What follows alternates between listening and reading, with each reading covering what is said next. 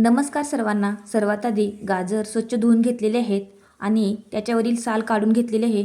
त्यानंतर गाजर आपण अशा पद्धतीने खिसणीच्या सहाय्याने खिसून घेतलेला आहे.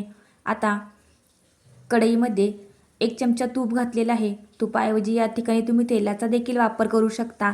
त्यानंतर किसलेलं 2 वाटी आपण गाजराचा किस या ठिकाणी घेतलेला आहे. आता 1 मिनिटासाठी परतवून घ्यायचं आहे. तुपामध्ये गाजर भाजून झालेलं आहे. त्यानंतर त्याच्यामध्ये 1 वाटी इतका गूळ घातलेला आहे, वेलची पूड, जायफळ पूड, त्यानंतर आपण बडीशेप वापरलेली आहे. आणि आता पुन्हा एकदा मिश्रण परतवून घ्यायचं आहे. गूळ पूर्णपणे आपल्या मिश्रणामध्ये अशा पद्धतीने मेल्ट झालेला आहे, वितळलेला आहे.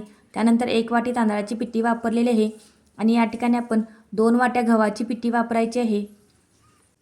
आता सर्व मिश्रण आपल्याला पूर्णपणे अशा पद्धतीने परतवून घ्यायचं आहे. गॅस आपण मंद आचेवरच ठेवलेला आहे. आता पूर्णपणे आपलं मिश्रण एकजीव झालेलं आहे. 10 मिनिटासाठी झाकून ठेवणार आहोत.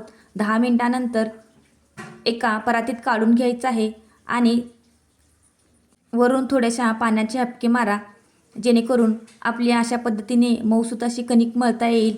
आता कणिकसुद्धा 20 मिनिटासाठी झाकून ठेवणार आहोत. 20 मिनिटानंतर कणिकसुद्धा छानशी भिजली गेलेली आहे. या ठिकाणी पोळपाटाला आपण प्लॅस्टिक कवर लावलेला आहे आणि आता त्याच्यावर आपण थोडासा तेलाचा वापर करून जशी पुरी लाटतो त्याप्रमाणेच गोल अशी पुरी लाटून घ्यायची आहे.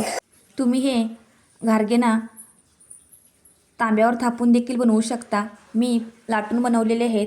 आता मध्यम आचेवर आपल्याला 2 ते 3 मिनिटासाठी छानसे असे तळून घ्यायचे आहेत. अशा पद्धतीने सोनेरी रंगावर आपल्याला 2 ते 3 मिनिटासाठी आपण सर्व पुऱ्या अशा पद्धतीने भाजून घेतलेले आहेत. पिठाचा या ठिकाणी तुम्ही पुरी एवढा आकार करून ना थापून देखील बनवू शकता किंवा लाटून देखील बनवू शकता. आपल्या अशा पद्धतीने एक बॅच तळून झालेली आहे, दुसरी बॅच अशा पद्धतीने तळलेली आहे. अत्यंत सुबक आणि पौष्टिक असे घारगे आपले तयार झालेले आहेत. या गोड पुऱ्या 8 दिवस प्रवासामध्ये आरामात टिकतात. धन्यवाद.